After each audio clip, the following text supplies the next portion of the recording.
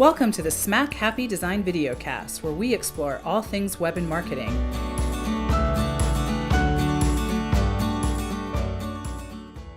With your hosts, Nicole and Danielle.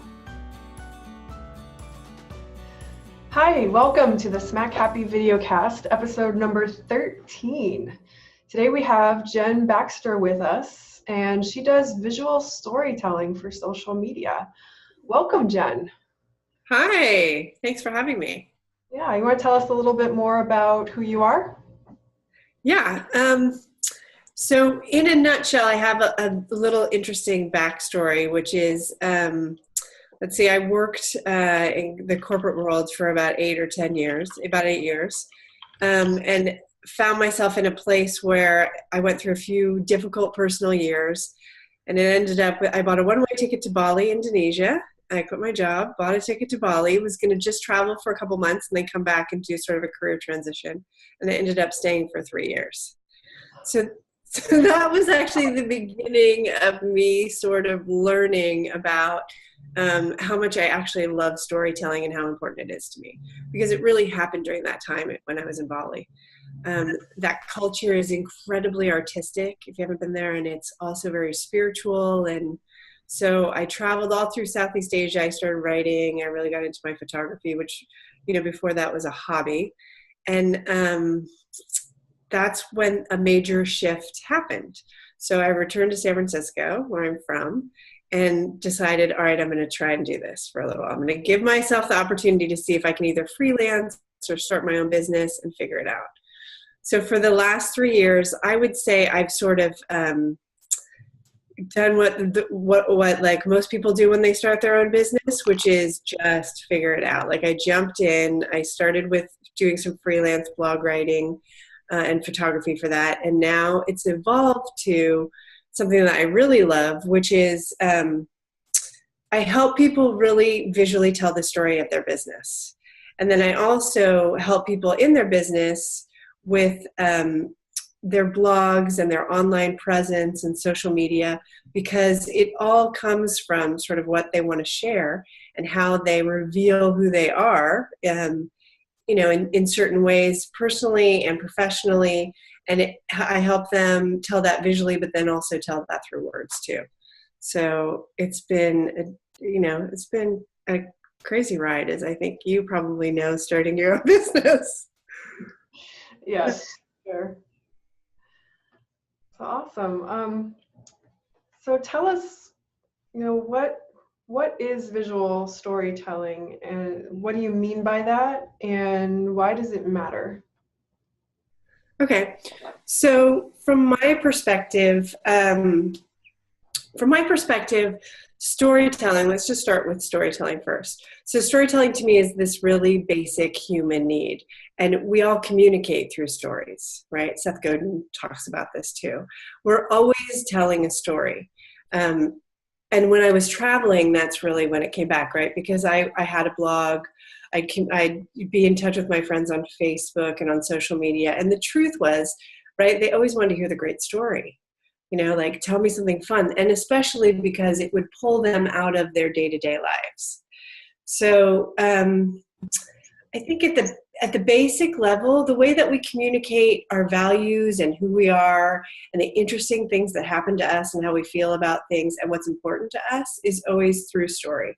So knowing that you're going to do that intentionally and choosing the stories that you want to share with people to highlight those things that you want them to really appreciate or focus on is something we all do already. So just getting good at it is kind of, what I help people do and what I do.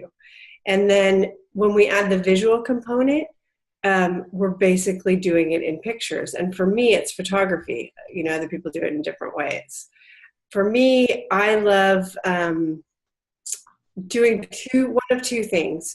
Either I'll start with a moment, a feeling, and something that happens, and I will try to follow that in pictures, and then I'll write the words that go around that. Or I'll start with something that I really want to express, like especially in my business. I'll be working on kind of what are the values or what are the things about what I'm doing right now that I want to share with people. And then I'll look for the things that have happened in my life, or I'll look for the things that are happening around me that then exemplify that and kind of tell that story too. And then I'll use it that way. And at the end of the day, I'll find a picture that goes with that, right? So those are the two ways that I'm approaching it right now. And then something that I think that is important about that is I do this really fun class, which is mobile photography.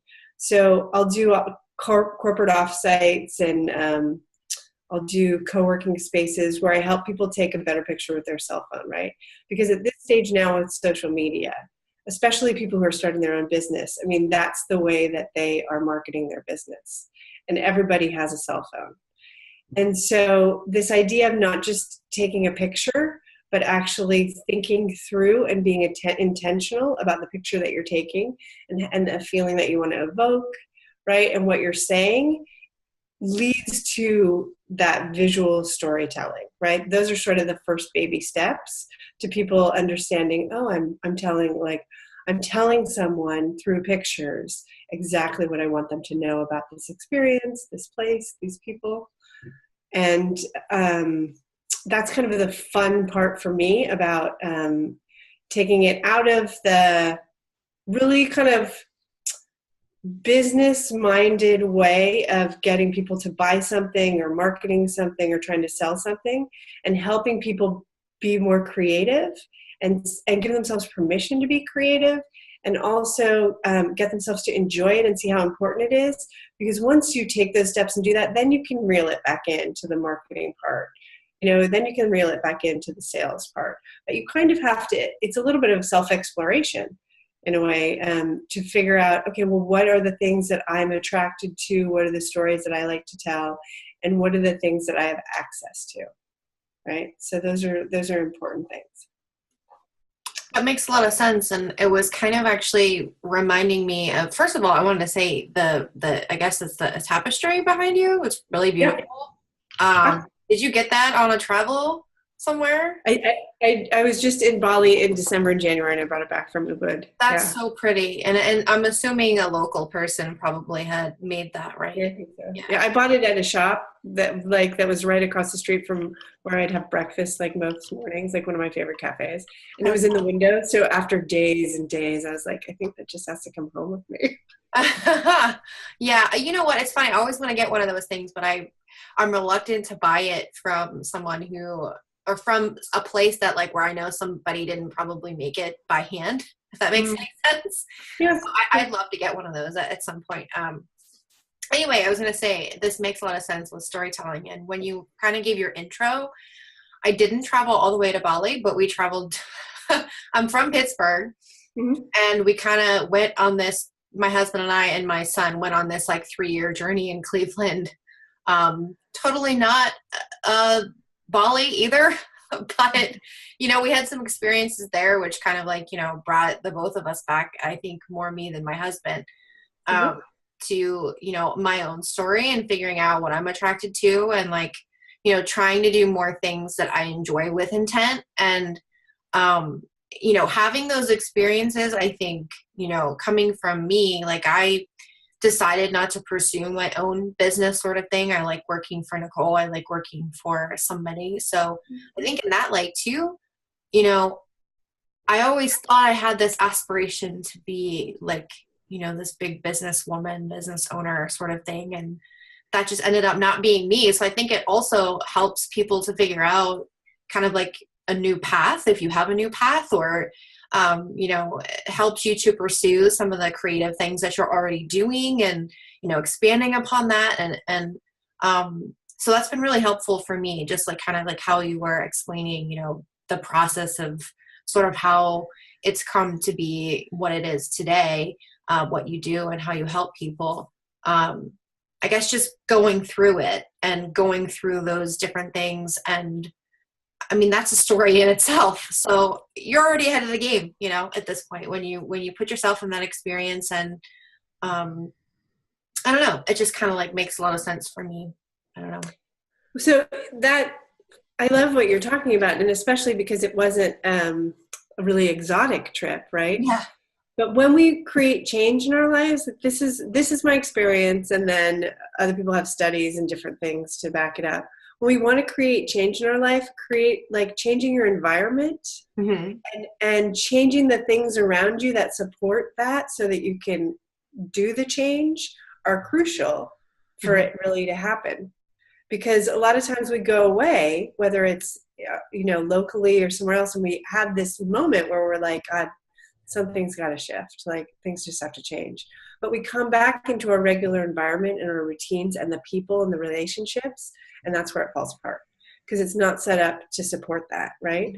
And creativity especially is really about, it's about that kind of like unknown vulnerability, trying something different, having the confidence to just take baby steps, making small decisions that are things you haven't done before, to experiment and play, right?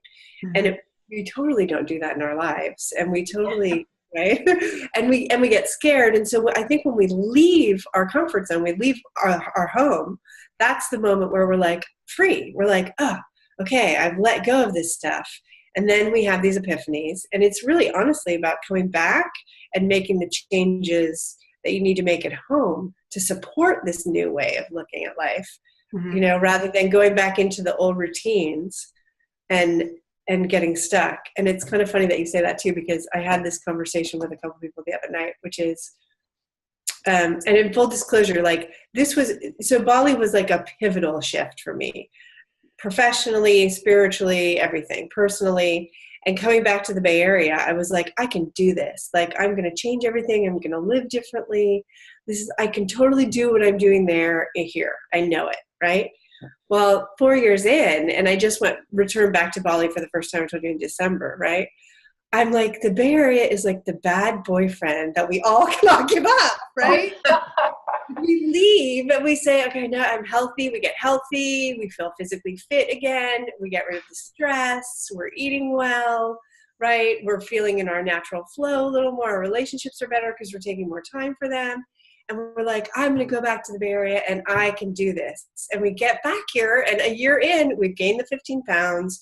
We're taking on way too much. It's like, and we're back in the same relationship. And we're wondering, oh my God, why didn't that work? Like, what happened?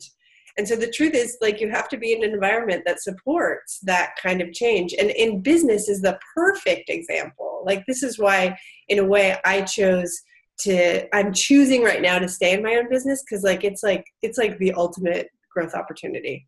Because if you don't have the systems in place in your business when you grow, it simply won't work. I mean, that's just the bottom line. You have to have certain processes in place. You have to have certain routines in place. You have to have the right people working with you that you trust and can rely on for all of those things to work. And then then it's a slow burn, right? You have to consistently keep doing it, because it doesn't happen overnight or right away. And it takes 5 times longer than you thought it would. Yeah. Yep. All very, very true.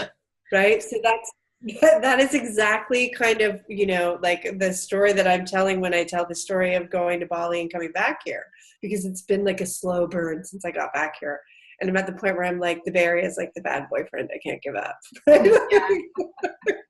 And, it's funny that in another way of looking at it, I didn't go very far, and I love my husband. I love my family. We made the best of it. Like, we really moved for jobs. But it was a very lonely experience for me. And for a long time, I was like, this is negative. This is bad. Like, I'm alone. Like, I feel so horrible. But then I realized, in retrospect, thinking back, like, I think I needed that time to kind of realize a lot of things and, realize that for our family, I think we made a decision for our family to really thrive and for our personal lives and our careers to get better. We needed to move back to where we were from, because we already had that support system that we kind of left. And we were kind of seeing, like, what was going to happen when we did this on our own. And, when I tried to, do these different jobs or, start my own freelancing thing, like, what's going to happen? And, it was like a slow burn sort of conclusion, not a conclusion, but sort of like a point in time where we're like, okay, now this is what this is, and we're going to move forward. And, continue with this support system and try to thrive in this, area of our lives in this location. And it's kind of like a really cool process to think about, because even when you're in it, I feel like that's what I want to tell people who think kind of like maybe like me, like more with their feelings. Yeah. I got so lost because I was so just feeling bad about it, but not able to see the positive part that was happening until like when I look back on it, I'm like, okay, I would have never been here if I wasn't there. So it's all part of the whole process. And just knowing that things are going to happen and trying to stay positive for reasons, knowing that, you have your support system, you are a hard worker, you're putting the work in, and it's going to work out at some point. Mm-hmm. And so, and the truth is, like, those are really powerful stories that guide our lives, and we can only really tell them in hindsight after. Yeah. Right. Exactly. Just like you said, like you needed that time alone, which we all do, and to look back on it and be like, I see, like I needed a little reflection. I needed to be past it a little bit. And then we could make those decisions of, okay, this is what feels right. This is what doesn't. Right. And I think, to me, those are the stories that are really important to sort of mine for in our lives. And I think that we can use those in our business too, because those are the things that people relate to. Mm-hmm. Right. And what we're looking for too are those connection points with people. Right. So like, that's great. Yeah, that's totally right. I'm totally agreeing with you. I'm like, yes, this is good stuff. Yeah. And like at a fundamental level, like our personal stories are how we do it over a cup of coffee when we're talking, becoming friends. Right. But when we take those points of looking at our life in a little bit of a bigger place, right, especially of what was super hard about those tough decisions and how we made big changes that did pay off in the end, but it certainly didn't feel like that when we were in the process of it. Right. Right. Those are the connection points, I think, with our business that we can really, those are touch points with like customers, people that tribes, like God bless the people who support us, who are in the same place we are, like the three of us are, where we can sort of talk about those things and be like, oh my God, do you have a networking meeting I can go to? I'm trying something new. You need all of that in order to make this work. And so taking some reflection about, how hard it's been, and then mining for the things that you think, oh my God, I bet everybody goes through this, and using those and knowing how to tell those things. I think those are really good connection points for people. Yes. So so when you're working with a small business, or when you're teaching the class and you're trying to help people get to that point, how do you help them get creative and like dig in? Are there any tips you can give along those lines? Oh my God. Okay. So that's a great question to ask here, because it's kind of, I'm in the stage now where it's such a one-on-one personal thing. It's really interesting. So my favorite thing to do with it right now, Nicole, to sort of put it in scope, is to do these corporate offsites, right? So I did one with Instagram recently. I did one with a venture capital firm. I've done them at co-working spaces. And it's anywhere from like 10 to 20 people. And I talk about photography and the basics of composition, color, light, and what we're talking about, which is trying to tell a story about something that you feel. Because when you go away, especially on vacation, you don't want to come back with all these pictures and show people, and then we were at this resort, and then we went to this beach, and then we did this, because that's boring. Usually what you want is, there was some market that you were at where you saw this great wall hanging, and the woman was making it by hand on her loom, and you just want to show people how that felt. Like you got that piece that you've always wanted, right? So we talk about it from that aspect. And it's super interesting to me because every time I'm talking to the admin or the office manager to set it up, and I'm trying to get a feel for what the team is like and what she wants, because the truth is, like, it's a fun activity that's after a bunch of meetings, right before dinner, and she wants people out socializing away from their desks. And depending on what the company culture is like, it can be an adversarial team, right? It can be super competitive, right? It could be a conference where they are all just networking. So I try to get a vibe for actually what's the feeling of the group that she wants to create without really asking her that up front. I'm trying to kind of dig for that stuff. And so I know when it's been good because in the very beginning, as soon as I start talking about the creativity piece, I see like a light in people's eyes. I've decided it has to do with the fact that we all are like dying for permission to be creative. Right? Especially at work, we're so not. And especially the more corporate it is, the harder it is. And so it feels frivolous. It feels a little self-indulgent. Sometimes it can feel a little woo-woo. Oh, you're doing a crafty thing, right? But everybody has a phone. Everybody takes pictures all the time. Everybody's on social media, and everybody's on social media late at night going, God, I wish I could like do that, you know? So suddenly they're in this environment where like I'm giving them permission to actually think, oh, this could be fun. Like, oh, I could do this. And in fact, I could do this with my kids and my family. Okay. And so it's really interesting. So the first part is about giving people that idea that just talking about photography and sharing the language of it with them really sparks certain people. Not everybody, because some people are a little bored and they're like, yeah, okay.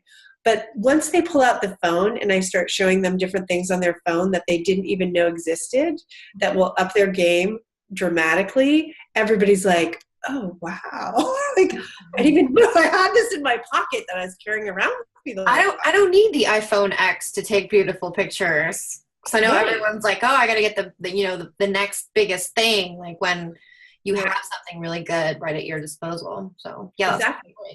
Yeah, and I mean, most of us are carrying around all these phones. We don't know half the features that they have, right? And even if we knew them, we don't understand how to apply them to a photograph because we don't think like that or talk like that, right? Whereas I am now talking and thinking like that all the time. So just to immerse them in that language, they're like, I see people like they shift, like they relax a little, it gets a little more interesting to them. And then we go out for a photo walk, and then it's really fascinating to me because like I've been with certain teams where we try to get them together for a group photo, and someone has said, okay, guys, get together like you like each other. And someone has said like, oh, that's going to be difficult. And I'm like, whoa, okay. Right. And so then you're kind of a little jolly. And then I've been with other ones where it's a conference and nobody really knows each other. They've sort of heard of each other, but they're networking. And it'll be a smaller group, and you can just feel it by the end of the walk. They're asking questions, they're standing in traffic taking pictures, they're all schmoozing and networking and sort of talking to the people that they really came there to meet if they came on this walk too. And I've had guys say in the beginning, I don't really care about taking a picture. I actually just want to get out of the office and go for a walk. Like that sounds great to me. So you have the whole gambit, and by the end they're kind of into it. They're like, oh my God, I didn't know my phone could do that. So I think it's super interesting because the truth is we're all creative every day in all the decisions that we make, right? We just don't see it that way. And we see art and creativity as this thing that is beyond us, or we don't have it, or it's something other people do. We have to hire people to do it. And so when I teach these classes right now, it's really, for me, I'm learning in person because I get that direct sense of what works and what doesn't, what lights people up and what doesn't, and I'm always surprised. And then I know by the end, because I can feel the vibe of the group, and if they're happy and smiling and they're talking to new people, you just know, right? Or if people are off on their own little cliques, right? And then everybody's going to drinks and dinner. And so it's interesting to me because a lot of times, always, I'll have at least 2 or 3 people that I, didn't know before who will just be asking me tons of questions. And then other people will off snapping pictures, talking to who they want to. But you can just tell, like, they were sort of craving it. Like they see people and they always want to know how to do it, right?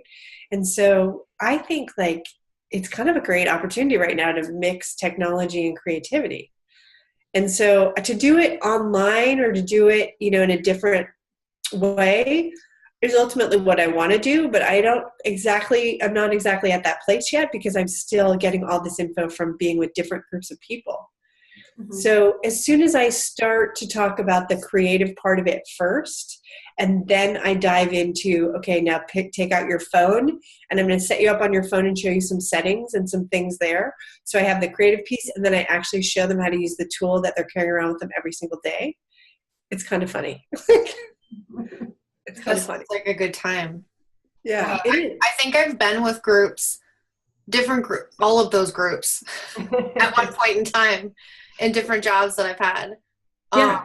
Yeah, we all have. And it's so funny because those things probably at the end of the day really kind of bring those people that may not have been very close in the beginning, maybe a little bit closer and more closer to their creativity and closer to their, like, you know, making new connections and things like that and moving forward in their lives, like, you know, taking something. So it's even more than that, you know, it's taking something that they didn't realize they could do, and now they realize they can do it. There's that little confidence in there. You feel creative. You feel, you know, happy about doing something. Like, you know, it's your own sort of thoughts and feelings that are put into it. And, oh gosh, I mean, I was thinking about an example of totally random. Like, my mom always said my entire life, she's like, you're so creative, and I can't even draw a stick figure. Like, that's how she would see, you know, the creativity, and kind of say like, oh, I don't have it. Like, it's not there. It's not me. And so, like, as I got older, I'm like, you know, I could never be a nurse. Like, she was for 30 years, she was an oncology nurse, mixing chemo, like, you know, in a private practice, you know, taking care of a lot of, I mean, that takes a lot of creativity in itself, like, in a different way. And so one of the examples I gave her the one time, I'm like, Mom, I would have never thought to use a tampon for a nosebleed, but thank you, you know. That's where you get creative with your work that you do. But yeah, hey, it works. Just an FYI, little tip out there.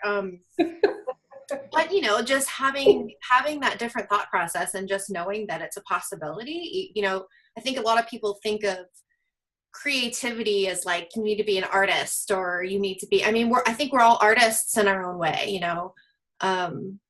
And people should know that. They should have that confidence, that little light of confidence, knowing that they are also creative in their own way. The confidence is the biggest piece, because you physically see people just walk around a little more confident afterwards. And like, for your mom, I mean, the dots that she's not connecting when she says that is that medicine is a healing art. Right? It's different. It's like not picking up paper and pen or photography, or I said all these things that like people pay us for, but like, it's a healing art. Yes. So in there, she already has a lot of wisdom that, you know, that gets lost in a hospital. So the hospital is a corporate world, right? Yes. I mean, that's it. Yeah. And I truly feel like nursing and nurses are those creatives that carry that through. Yep. And no discredit to doctors, but I feel like, you know, there's a little different of a mindset there. You know, it's very like ABC 1, 2, 3, where the nurses come in and they're like, we have compassion. We care about you. Here's what you could do. And, you know, they make you laugh and just, you know, crack a joke or something. I mean, they make you comfortable with what's happening. And that's creativity. I think that's. I totally agree with you. Yeah. So that is the biggest piece, because it's only 1 or 2 people in the classes that I've taught who will even ask me about the visual storytelling piece, even though I market it like that, right? When I am with people one-on-one like this, you know what I mean? Like, it's like baby steps. Like, they just need the confidence, and they need to think of creativity differently. But if they are a hobby photographer, an amateur photographer, and they love that on the side, then they'll ask me about the visual storytelling piece at some point, right? Because they do that. They spend their time. They love talking about this stuff. Like, they get it. Yeah. Right. But it's rare that, especially at a company offsite, that you're going to get a whole group of people who are into that, which makes me laugh every time, because like, I've tried at Adobe and Instagram, but like, it's gotten really corporate. So people have said to me in the organization, like, can you just teach them a little bit of creativity, please? And I've been like, oh my God, are you kidding? Wow. Yeah, because I mean, you know, the bigger companies get, the more structure has to come in, and you lose what you originally started with, because you can't be that spontaneous. You know what I mean? You can't be that experimental. You can't be that confident. You can't really be yourself. All those things that are important to being creative get lost. That's so hard with corporate. That's so true. Yeah.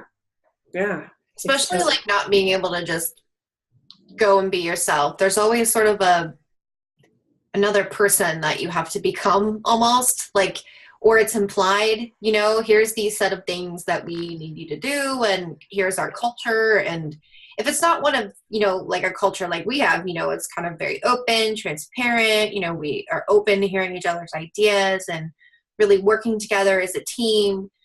There's not a lot of competitiveness. So when it's the opposite of all of that, it's like, how do you get creative? So I guess that might be a good point.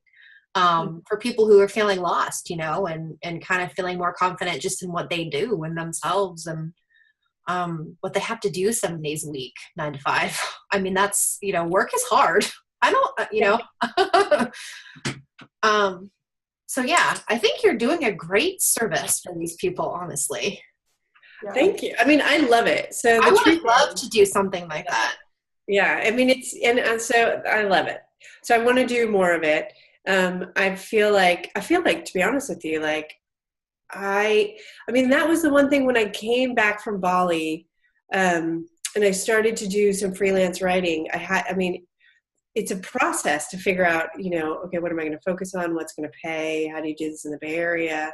So a travel startup reached out to me in the beginning and said, oh, somebody recommended your blog. Would you want to blog for us? And they weren't going to pay me. And I was like, okay, that's not really going to work. So I was looking at it, and they were marketing experiences, kind of like, and this was like 5 years ago. So this is sort of like what Airbnb Experiences is now, if you know what that is, where they would take local people who run workshops or do different things, and then they would market for them and have and take care of all the signups and everything like that and all the payment. And so you could do like a pottery class or a cooking class or, a macrame class. So I looked, and they didn't have any photography classes. And I realized, at the end of my travels, the truth was I had a DSLR and I was learning to use it pretty well. And, but I was taking a lot of pictures with my iPhone because I was really into Instagram. And at that stage I had like an iPhone 5 when I came home. I left with like a 3 and I had a 5. So I thought, all people really want to do is learn to take a better picture with their phone when they travel. I mean, it's always with you. And so I just pitched that to them, and they were like, great, we could do it like a photo walk. We'd love it. And people signed up immediately, and I would do it out by my house. I live in the Presidio, so I live in a beautiful place. I live near the Golden Gate Bridge. I picked at sunset time because I know sort of about light and all this stuff. And I did like a 2-hour class where I had a handout.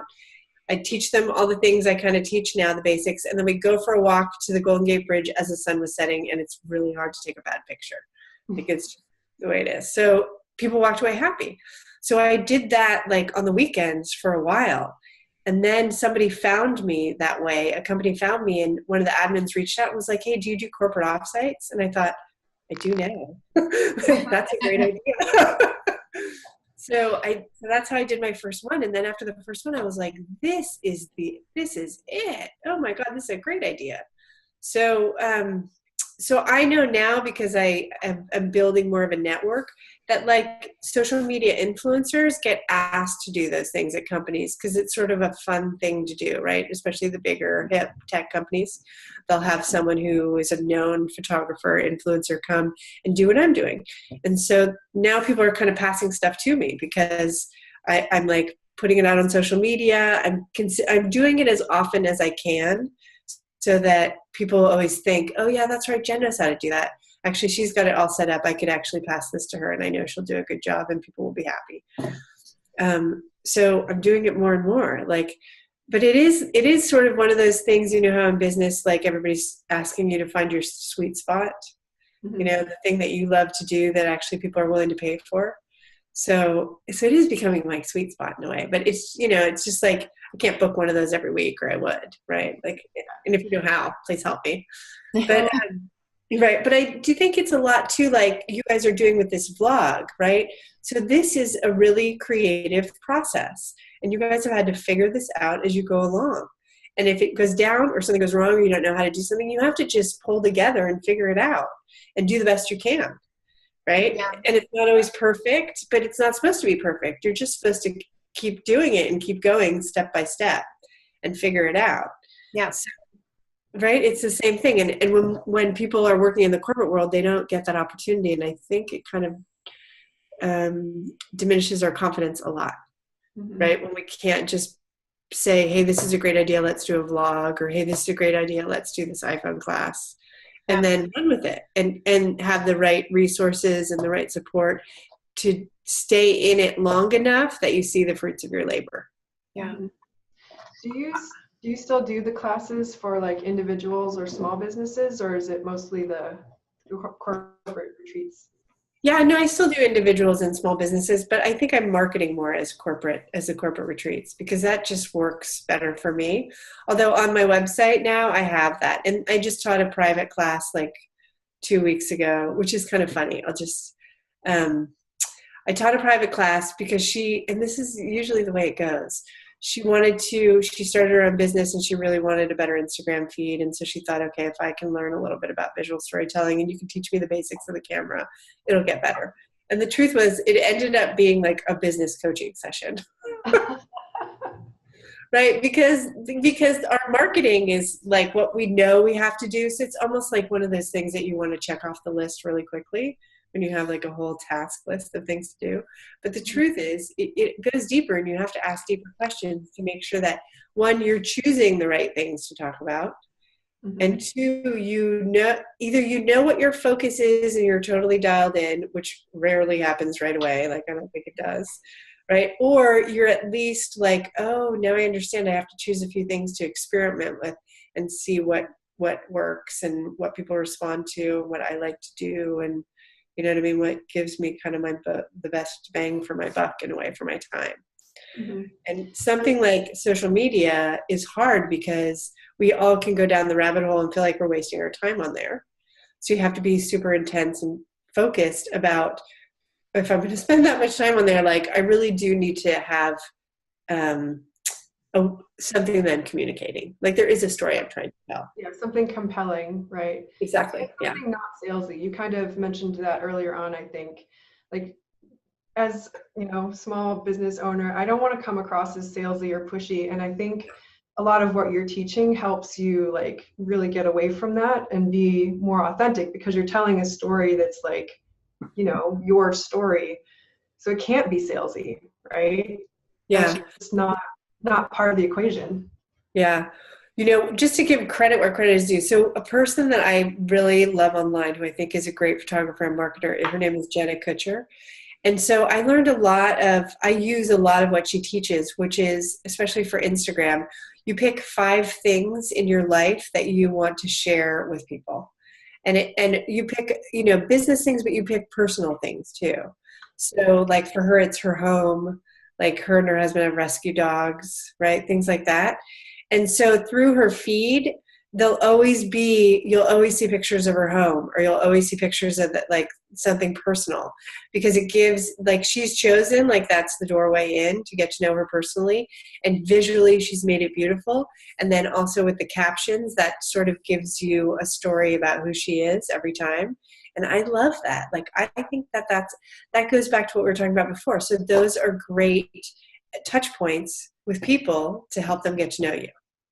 So it's about your business, but also, especially when we're talking about marketing online, right? It's about letting people get to know your life a little bit, and you being really intentional and selective about what you let them get to know. So we're not airing everything, but like you are absolutely letting people into kind of what life is like and what's interesting and what's not, you know, what's the mundane grinding stuff that is not sexy, that you go through all the time, that you can help people with because you're a little further down the road than they are. So I do my own social media that way. And then once we get to that place with people, especially like people who are in small businesses or just starting theirs as an individual, then we'll definitely talk about those things too.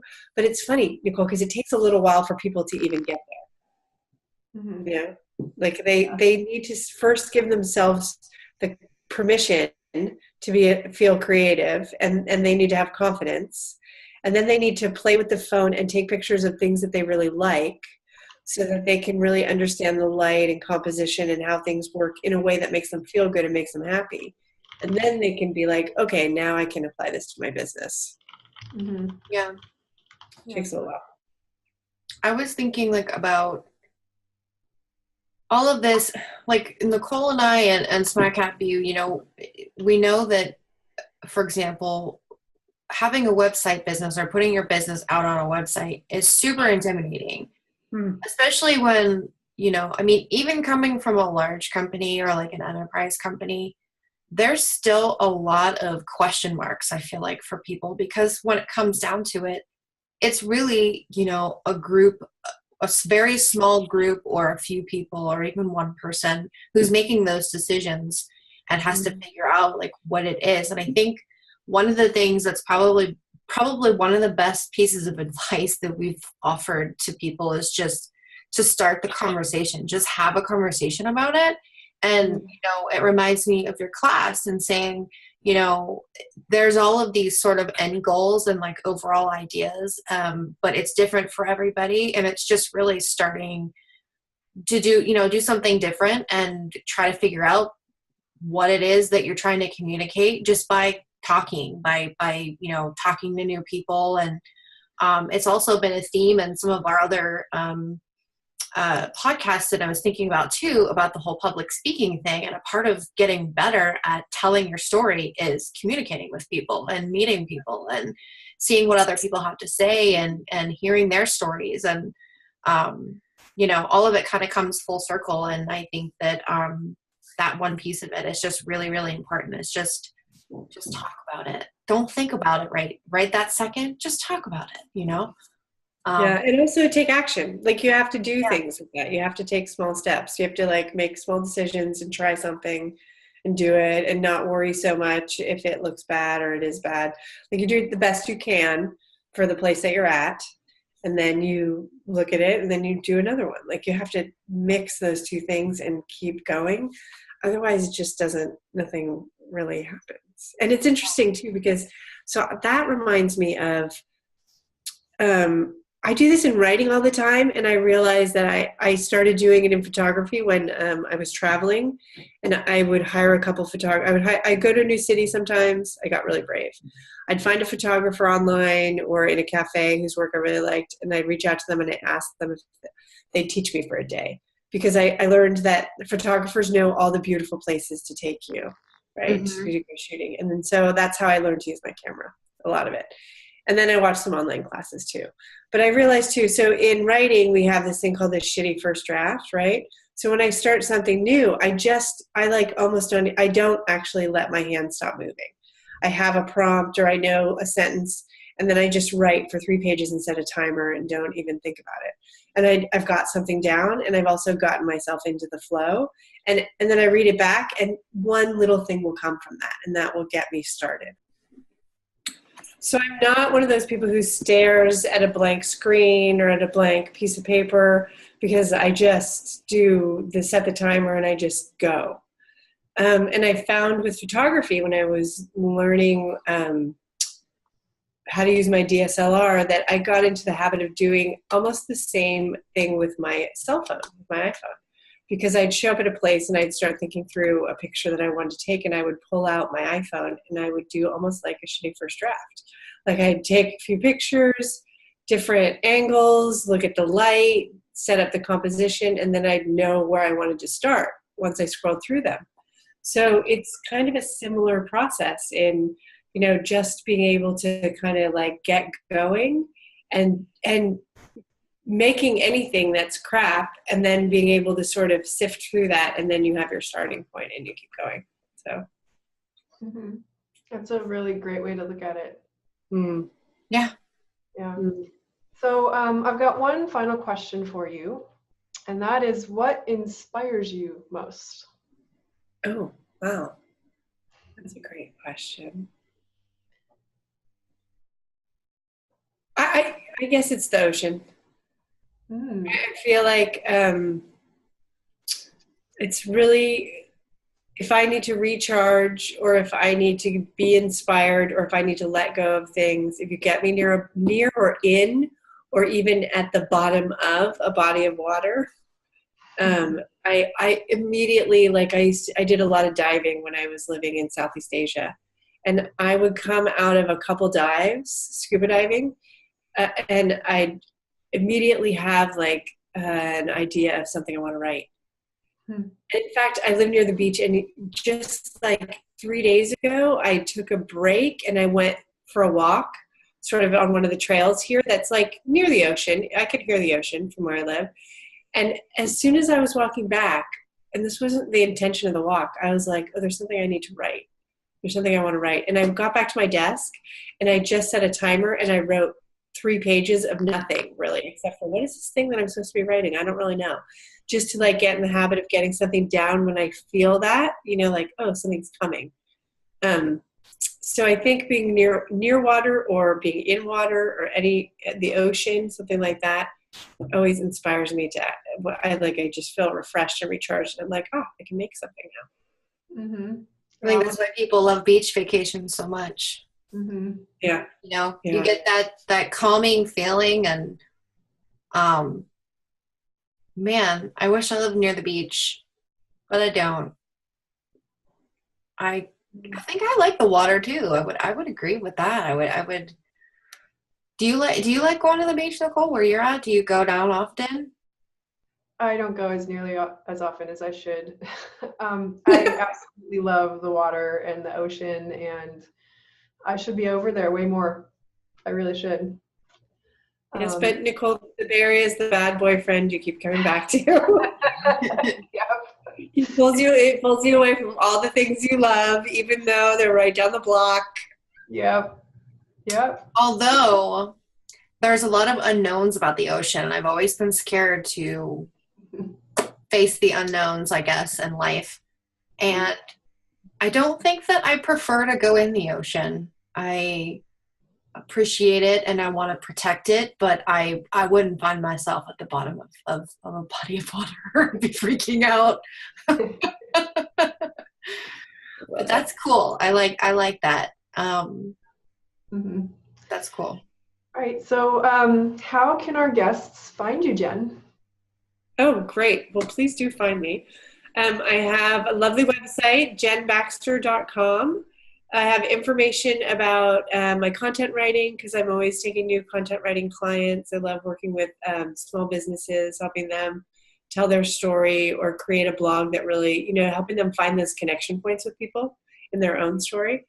And then my corporate iPhone classes, which is really cell phone. You can use any phone. I mean, I use the iPhone, but I can teach anybody on any phone. Or we can do private sessions or small businesses. All that info is there. You can reach me there. And I'm also on Instagram at Jen Baxter SF, and Facebook at Jen Baxter SF, and Twitter at Jen Baxter SF, and LinkedIn. So you can find me on all of those great channels. But definitely come take a look at my website. And if anyone has any great ideas, like you've heard this and you were like, oh, I wish we could do that at my company. All you have to do is shoot me an email from my website and put me in touch with your admin or the office manager or somebody, an executive assistant that sets up that stuff. And I can take it from there. I know exactly what to say to them. Awesome. Yeah.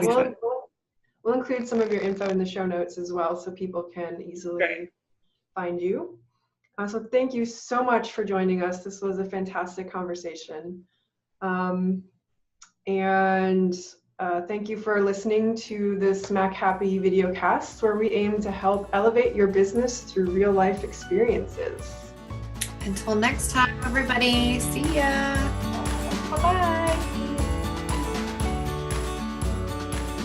Thank you for listening to the Smack Happy Design videocast. For more information and downloads, visit smackhappy.com/videocast, where you'll find more episodes and the opportunity to subscribe on YouTube or iTunes.